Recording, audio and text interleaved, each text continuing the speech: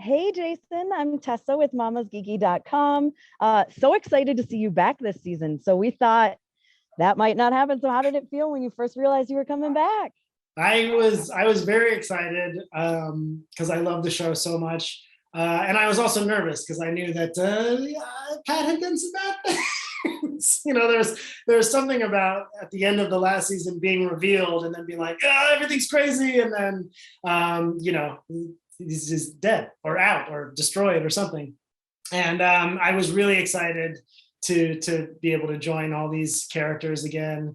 And I thought they did a great job of navigating what it would be like to try to step back into that group of people after lying to them all for years and killing some of their loved ones, attempting to kill their children potentially. It was exciting to see what they had written for my character. So I feel like all of the roles that you've really played are very like nice guy comedy. So what is it like stepping into these villain shoes? Because obviously like a lot of the first season, you're very hands-on and loving. And then it's like, bam, oh my gosh.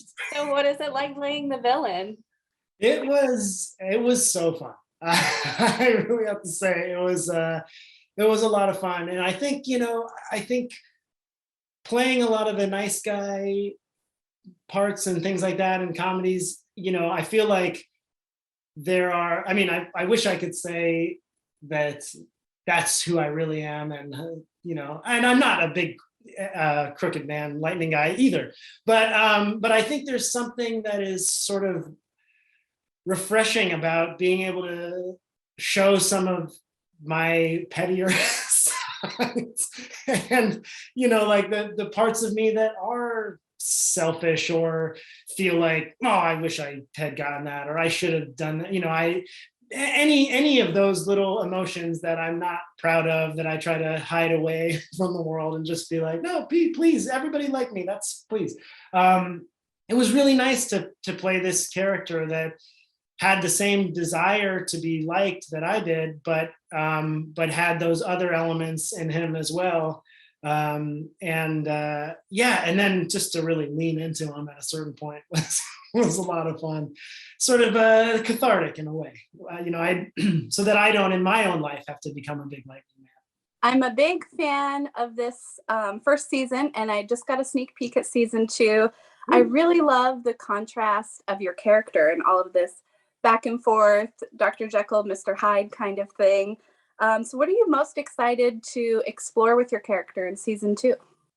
I think the thing that I was most excited to explore is, he has this idea of himself at the beginning of the second season that this crooked energy came in and made him do all these bad things. But now I'm okay, and now I'm trying to help, and I'm a good guy, and all these things. But the thing about Pat is that he does have these things that are his own flaws, that have nothing to do with any kind of supernatural element, any kind of feeling of that other people are moving faster than him in their career or their romantic lives, or any of the jealousies, or all that's just Pat, and all of the lying and trying to,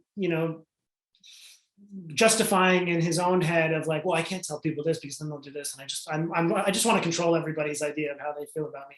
It's really interesting to have someone like that be, first of all, revealed to the world as to who they are, but then also to also try to, he has a really hard time trying to understand that it's both of them together. I think a lot of us like to blame something else. Oh, well, that night I was angry, or that something bad had happened to me that day, so that's why I acted like that. So that's not really me.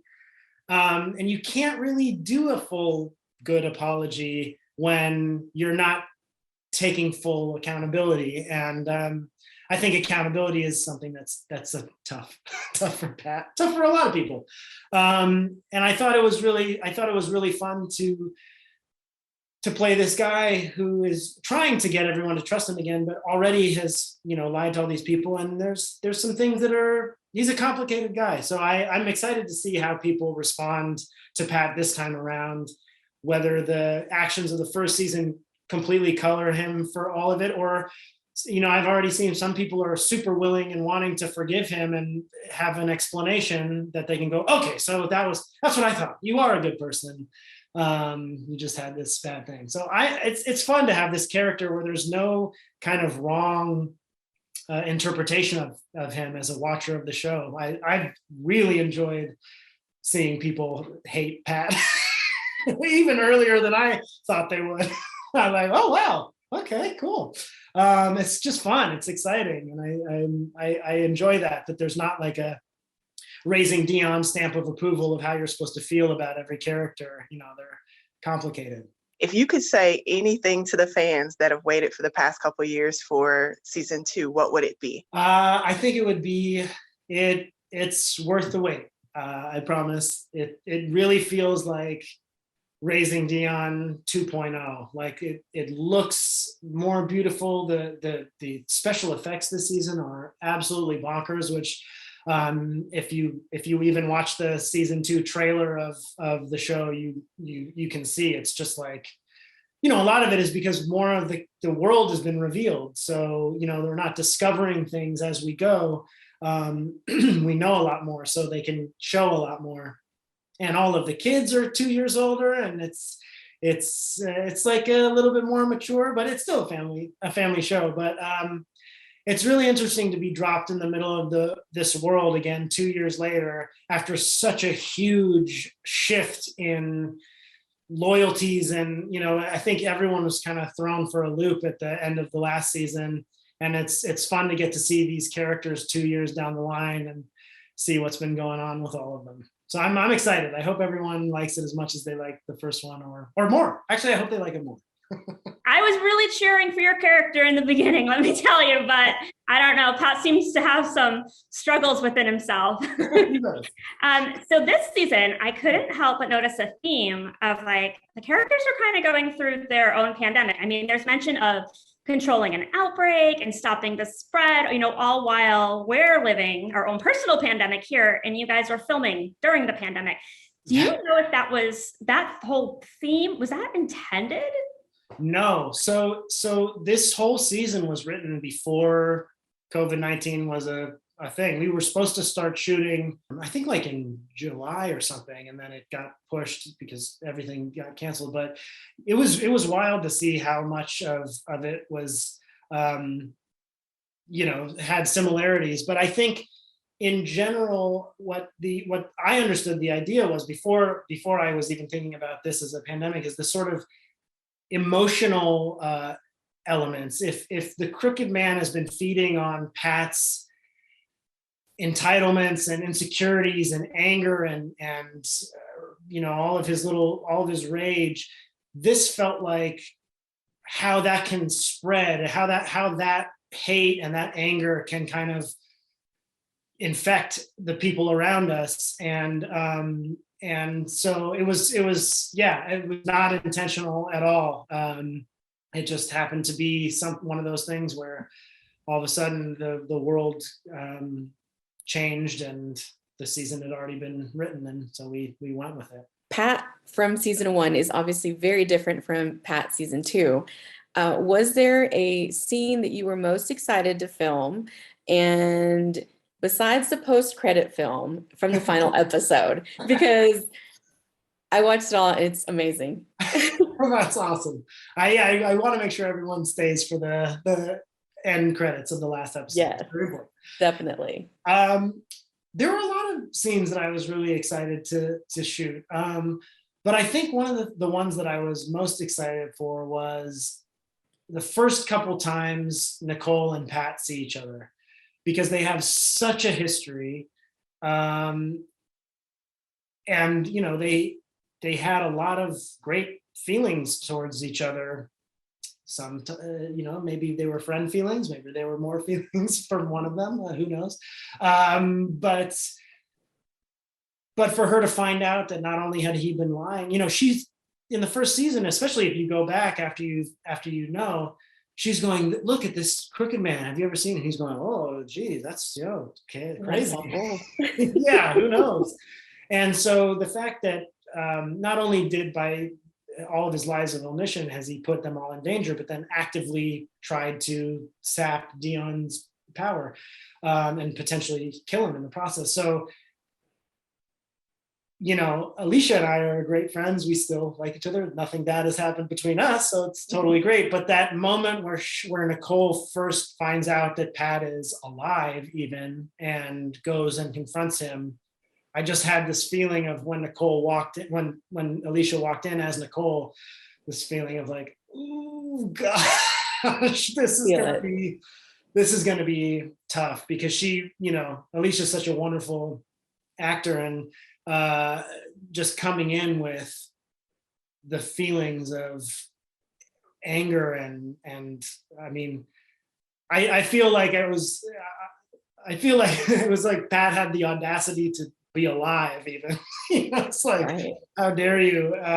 And so it was really fun, because it felt like in all of those scenes with Nicole, I really felt like engaged in terms of, how do I win her over? How do I make her trust me? How do I prove to her that I'm safe now, that I'm okay, and how quickly can we move past all of this bad stuff? I'd like to know if you could share any fun facts about season 2, maybe specifically about your character, or anything in general with your audience. I think one of the interesting, fun things about the show for me was it's a completely different season from the first season. You know, in the first season, I got to hang out with Josiah and Alisha all the time. We're palling around and being friendly. And this season, I spent quite some time in a glass box away from everybody. And he deserved to be there, to be honest. But it's really interesting to see how the show has grown. And I think you'll see that it's hard to think of a fun fact, just because everything was so different. I you know, last season, Josiah and I would mess around to a point where there was one day where we were playing a game where he was shooting fireballs at me and I was trying to dodge them. And then it was just on a break. And then by the time we got, you know, it was back to shooting in the pizzeria, someone said, "What happened to you?" Now, what do you mean? And I looked in the mirror, and it was as if I had jumped into a pool. I was sweating profusely. My clothes had wet spots on them. My hair was wet and looked completely different so they had to stop shooting just because I had been playing like a 5-year-old out in the alleyway. I had to just sit there with about 5 hair dryers on my hair and my face and my clothes and my body, just sitting there in my shame. So I took some of that shame that Jason felt into some of the shame that Pat feels in this season. I guess I want to know, how is the dynamic on set, especially working with all the kids? They were like adorable watching all of them too. So I wanted to know that. They are so great. All of them are so great. And Griffin, who plays Braden, is a lot more fun and outgoing than his character was. So all 4 of them are just awesome. And Sammy in particular, who plays Esperanza, is just so funny, like just out and out hilarious. And she'll just say things that are completely out of left field. And the 3 of them, especially Gavin and Josiah and Sammy, have such a special relationship off camera. They're constantly making little commercials for Raising Dion and like putting it on their Instagrams. And I'm like, who's editing all of this? How are you guys doing it? And they really have their own triangle of justice there. But they're just so much fun. I had so much fun last season working with them all more. This time I was with Braden a lot, with Griffin, and he was really great. He had some very good questions about the crooked energy and how it all feels and goes down. And he was also very good at acting with nothing, with what would eventually be a smoky, scary energy monster guy. He really, all of the kids have that ability to imagine what will be special effects later. I still have trouble with that. But their imagination is so still intact that they can really go there in their brains. And when they put it in later, you fully believe that they're seeing what they're seeing, which is nice. I'd love to know how you would describe season 2 in 3 words. Next level Dion.